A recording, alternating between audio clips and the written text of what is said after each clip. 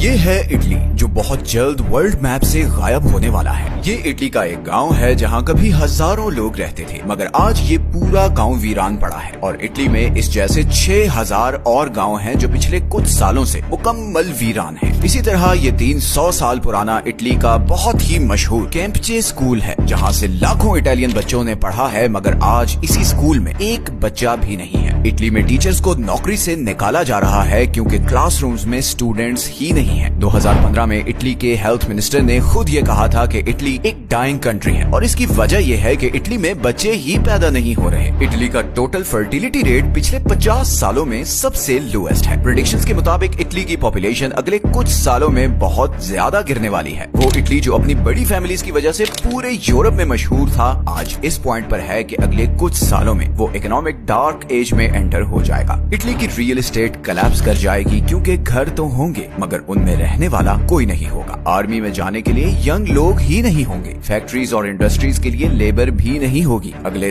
10 सालों में इटली की पूरी इकोनॉमी कोलैप्स कर जाएगी। आज हालात ये है कि इटली में एवरेज एज 48 ईयर्स है, जबकि पाकिस्तान में एवरेज एज 21 और इंडिया में 28 ईयर्स है। इटली की 24% पॉपुलेशन 65 साल से ऊपर है और ये नंबर लगातार बढ़ रहा है। लेकिन सवाल ये है कि आखिर इटली इस स्टेज तक पहुंचा कैसे? आज से 100 साल पहले इटली में बर्थ रेट 5.2 था और 1970s तक इटली का बर्थ रेट 2 से ऊपर रहा। तो फिर ये पिछले 50 सालों में ऐसा क्या हुआ है? और ये सिर्फ इटली ही नहीं बल्कि यूरोप के दूसरे कंट्रीज और इवन जापान में भी ऐसा ही ट्रेंड है। इटली की आबादी गिरने की 3 रीजंस हैं। सबसे पहले तो अगर हम हिस्ट्री में जाएं तो आज से 100 साल पहले इटली एक एग्रीकल्चरल कंट्री था। ज्यादातर लोग किसान थे और खेती बाड़ी करते थे। जाहिर है कि एक किसान के लिए सबसे बड़ी चीज ये है कि उसके पास हाथ बटाने वाले हों। इसीलिए उस जमाने में इटालियंस ज्यादा बच्चे पैदा करते थे ताकि वो मिलकर काम कर सकें। तो जितने ज्यादा बच्चे होंगे उतने ज्यादा कमाने वाले होंगे। फिर इंडस्ट्रियलाइजेशन शुरू हुई, सैलरी सिस्टम आया।